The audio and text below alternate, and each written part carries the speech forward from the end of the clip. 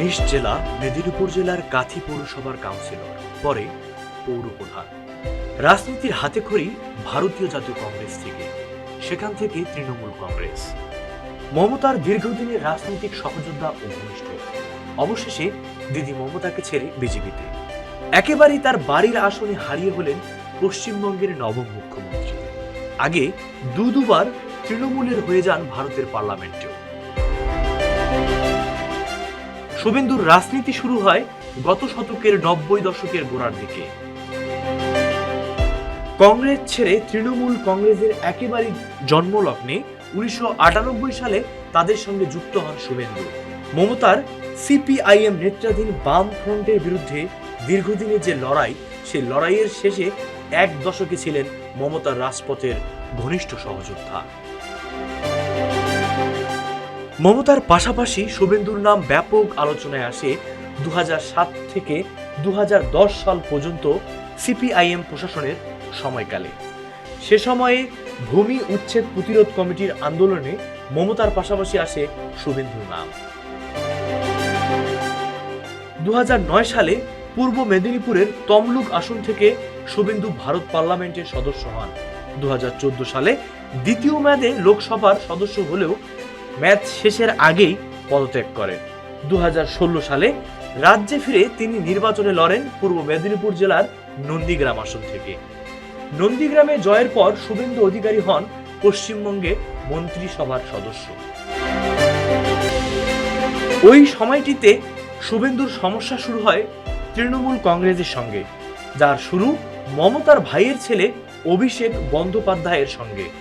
তবে ভারতের গণমাধ্যমগুলো জানায় যা ছিল দুইজনের ক্ষমতার লড়াই। মমতা অভিষেকের সঙ্গে লড়াই, আসে দুর্নীতির নানা অভিযোগ।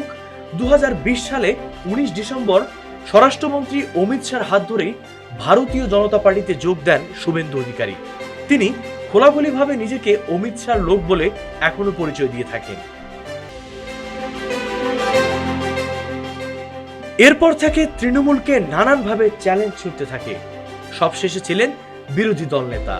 অবশেষে মমতার দীর্ঘদিনের রাজত্বে হানা দিয়ে চুরমার করে দিয়ে বসলেন দিদি মমতার জায়গায়।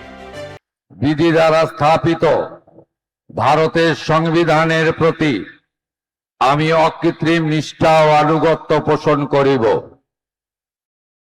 আমি ভারতের সার্বভৌমত্ব ও অখণ্ডতা রক্ষা করিব।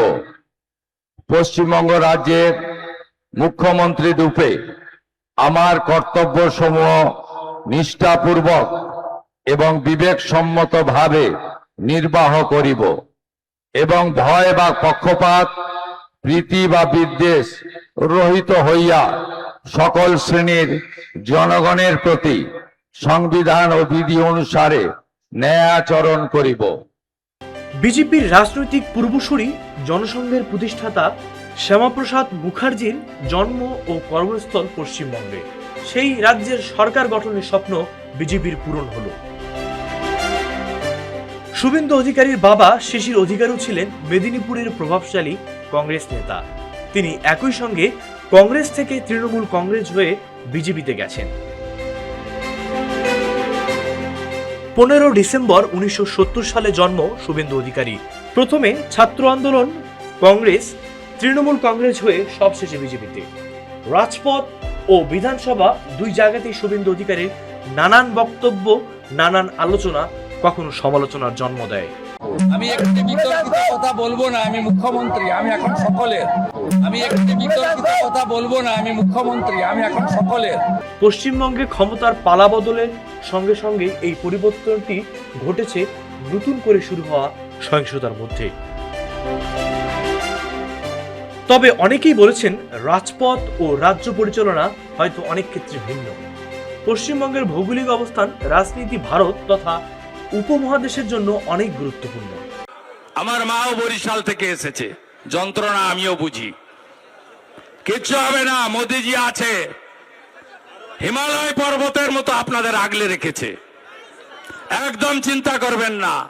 মোদি হয়তো মুমকিন হয়, ডোন্ট ওরি। ভালো থাকবেন। নতুন মুখ্যমন্ত্রী শুভেন্দু অধিকারীকে অনেক কিছু মাথায় রাখতে হবে। তার নতুন পথ চলা শুধু পশ্চিমবঙ্গ বা ভারতের মানুষের নয়, তাকিয়ে থাকবেন গোটা বিশ্ব, সঙ্গে উপমহাদেশের বাঙালিরাও।